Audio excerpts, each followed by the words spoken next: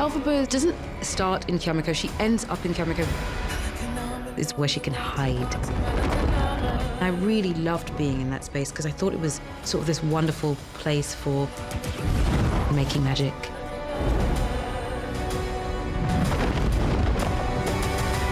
I loved the idea that Kyamiko was a castle in the sky. We play with gravity as a theme. We turn that into architecture. We made arches that go upside down. I wanted to increase the idea of perspective. This is sort of the basements of Kyamiko.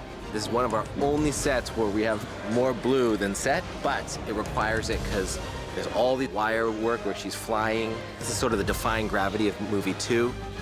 I've always seen it as a moment where she succumbs to the thing that many people have said about her and she's sort of been fighting against. I think it's the moment she accepts her rage and her anger and her angst and her sadness.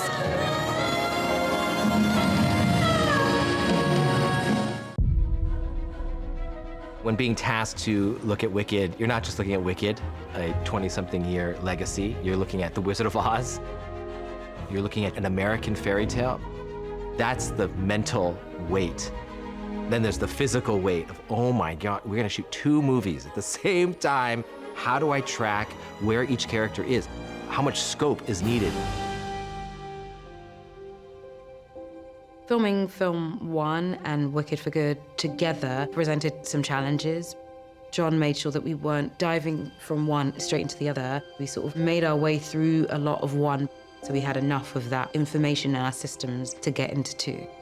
If we were to film Defying Gravity, I knew what it felt like to do No Good Deed because those are the mirror of each other. 2 camera setup, one that counters you for the jump, and then one where you land on that second one. When it comes to conducting a space and the environment that John created for everyone, it starts from the top. I know that I will never be in an environment that was as loving, safe, thoughtful, kind. It starts with John. It starts with the tone he sets and the people he chooses to bring on. 3, 2, big breath, and hold it, then up, and the dream will just begin.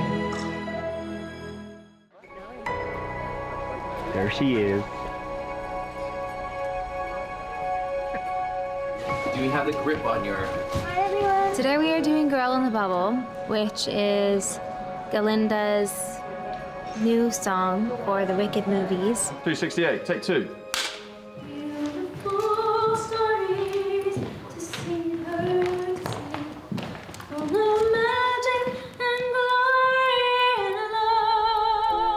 In Wicked, we know that this moment happens because we know that she goes from thank goodness to for good, and we see that growth, but to go in and see what happens behind the wings and get to experience that moment with her, that choice, I think that's a really special thing to see.